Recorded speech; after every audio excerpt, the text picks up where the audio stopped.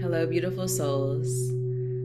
Before we dive in, let's take a moment to ground and center together. Take a deep breath in through the nose and a slow breath out the mouth. Soften your shoulders. Let your feet connect to the ground beneath you.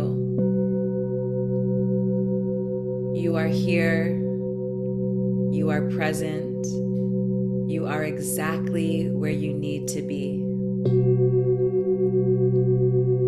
Affirm with me.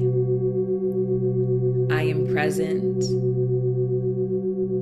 I am grounded. I am a holistic healer. I am doing transformational work. I am worthy of healing and expansion. I am open to all God has for me. I honor the human behind the healer.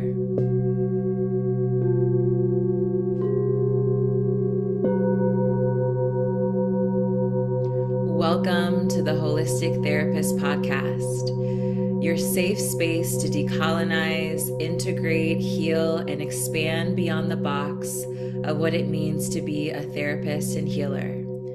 I'm your host, LeNaya Smith Crawford, licensed holistic therapist, trauma-informed facilitator, yoga and breathwork teacher, sound healer, and entrepreneur. Let's get into it. Hello, beautiful souls, and welcome back to another episode of the Holistic Therapist Podcast. I'm your host, LeNaya Smith Crawford, and I'm so excited and happy that you're here. And so in this episode, I wanted to answer some common community questions about holistic therapy and what it means to become a holistic therapist. And so as we go through this episode, if there's a question that wasn't answered, please send us an email and we'll be happy to answer some of your questions in future episodes. One of the really cool things about this podcast is that one episode each month is completely dedicated to community questions all around our current theme. So let's get into it. The first question is, what is a holistic therapist? And so I touched on this briefly in our first episode, but a holistic therapist is a licensed therapist who integrates a holistic framework. They come from a holistic framework, meaning that they believe that in order for their clients and communities to truly heal, they have to integrate the physical layer, the energetic layer, the mental and emotional layer, the spiritual layer, and the communal layer of healing. A holistic therapist is also someone who integrates somatics and ancient healing practices into their work. They believe in healing the whole person, right? And so another question that we get is, let me also say a holistic therapist is someone who also practices what they teach and practices what they bring into the therapy room and healing spaces, right? Embodiment is such an important part of being a holistic therapist. And when I say you practice what you bring into the therapy room and healing spaces, that means that you create space for yourself to heal. You are creating consistency in your own self-care and healing practices. It also means that the same practices that you integrate into your work are the practices that you also use on yourself, right? And so that actually brings me to the next question, which is, what are modalities that can be integrated into the therapy room within this framework? And so really any ancient healing practice can be integrated. And this is going to be twofold, right? So we decolonize, right? So a holistic therapist is also decolonizing. And a simple way to decolonize is to give credit where credit is due, right? We don't do this work because the body keeps a score. We don't do this work because of somatics.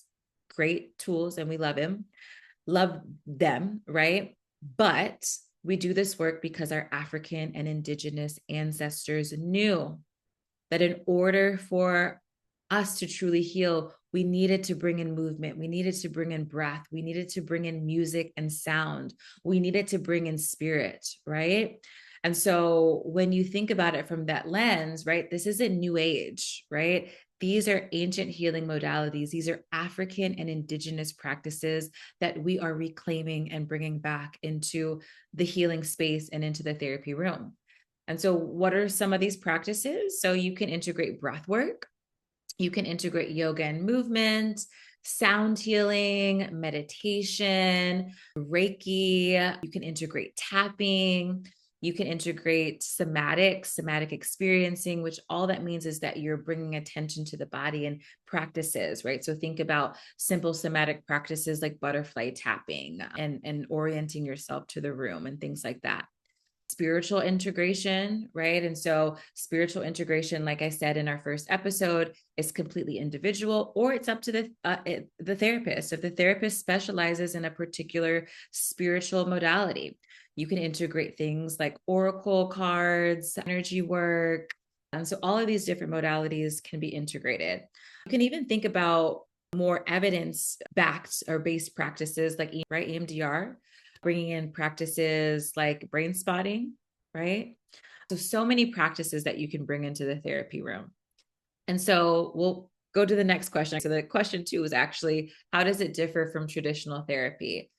Traditional therapy leans into our thoughts, our behaviors, and our emotions and the process of all of that. And there's so many ways that we can process our thoughts, our behaviors, and our emotions depending on your therapist's school of thought, right? So I'm an MFT by trade. So I'm always going to go back into childhood, which I think we all should, because we are the way we are, most likely because of things that happened in childhood. There are many different modalities that can be used to process your thoughts, your behaviors, your emotions, right? But that's typically where traditional therapy stops. And so holistic therapy fills in the gap by bringing in the body, the energy, the spirit, and the community, right? And also, traditional therapy tends to be hierarchical, meaning that traditional therapy says these modalities are better than this.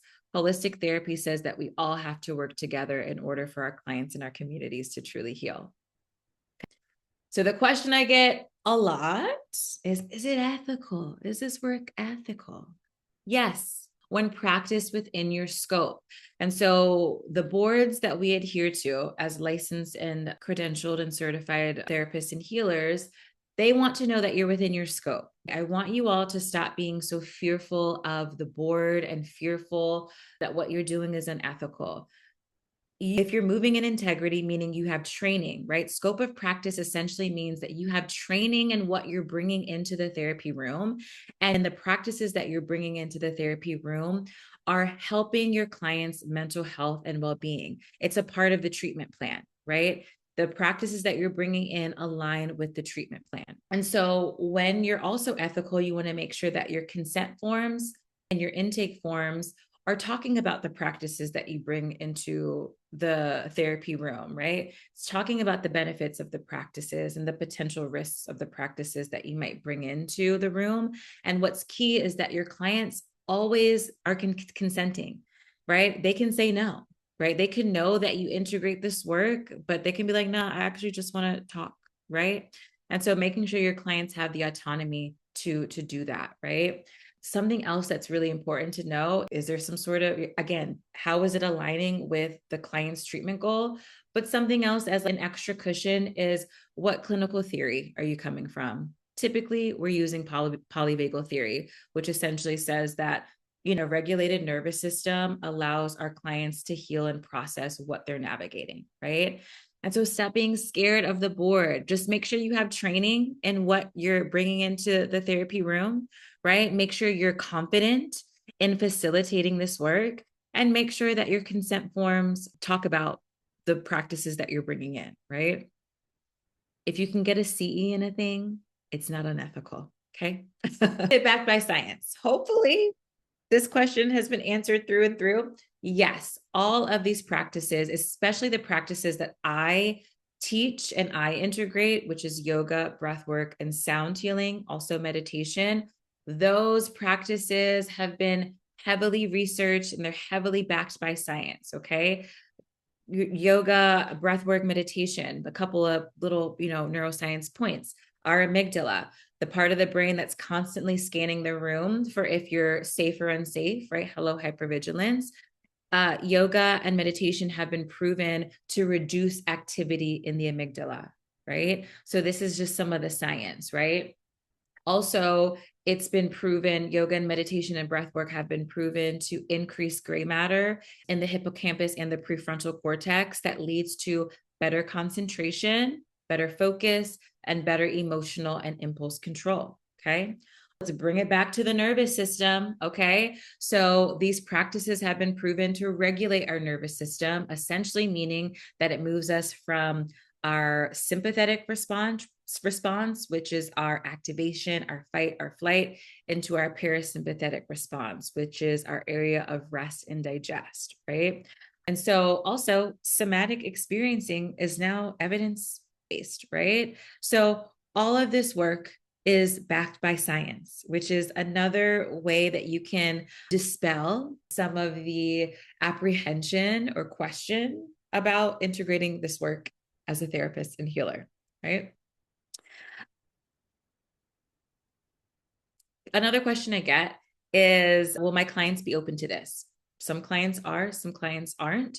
What I think is most important is that you have the language, right? You understand the science behind these practices. You can speak to what's happening in the brain, what's happening in the body, and how these practices are directly tied to their treatment goals, right? If you can explain that, oftentimes they're open to these practices, right? Let's see, where can I learn more about becoming a holistic therapist? Where do I even start? This podcast, right? So, this podcast is again going to be a blend of teaching and discussion and answering your questions, but also speaking with experts in the field. And so, this is a free resource for you if you're on the journey of becoming a holistic therapist or healer.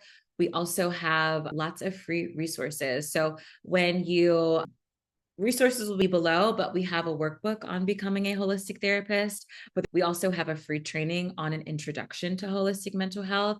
And so you can start here or you can start there. All right, let's see. What was the final question we got?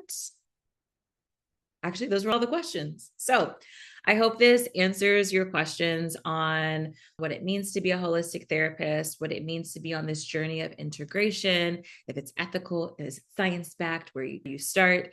And so as a gentle reminder, if you join my email list, if you join my newsletter, each month I will pose a question and say, hey, this month we're talking about this on the podcast.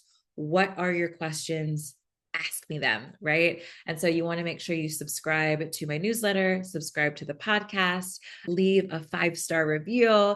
And again, I'm so, so honored to be on this journey with you of becoming and embodying and reclaiming and leaning into and standing proud and being a holistic therapist and healer. Sending you all so much love. Until next time. All right, beautiful souls. So, a bonus question was, how did the holistic therapist method come to be? And so, the holistic therapist method, or the 5 layers of holistic mental health and healing, is an integration of the kosha model from yoga philosophy and the traditional holistic healing model. So, the kosha model essentially says that in order for us to reach pure joy, we have to integrate each sheath, right? So the first sheath is the Annamaya kosha, or the physical sheath, right? The most tangible part. Then we have the Pranamaya kosha, or the energetic sheath. Then we have the Manomaya kosha, or the mental sheath. Then there's the Vijnanamaya kosha, which is the wisdom sheath. So it's all about inner wisdom and intuition. And then the final sheath in the kosha model is the bliss sheath, or the Anandamaya kosha, again, state of pure bliss, right? So in the kosha model, all of these sheaths work together to bring us to this state of pure bliss, right? And then our traditional holistic healing framework, which is your mind, body, spirit, mind, body, soul, bringing these two frameworks together and adding the communal or relational piece is how we get the holistic therapist method and the 5 layers of holistic mental health and healing.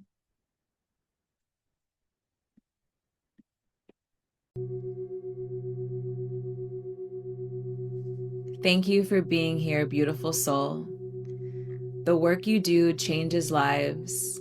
The healing you hold space for creates real change in this world. And I want to remind you that you are worthy of living well while helping your communities heal.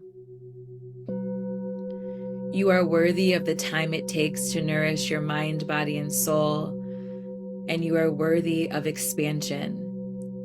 If today's episode resonated, subscribe, leave a 5-star review, and share this with someone in your life who helps, heals, and leads.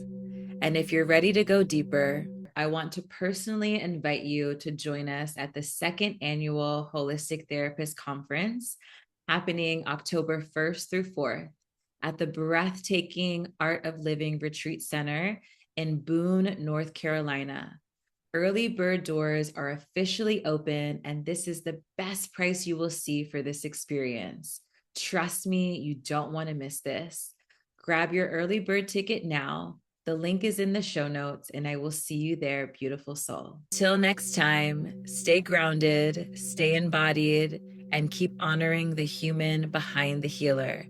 I'm sending you so much love, and I will see you next week.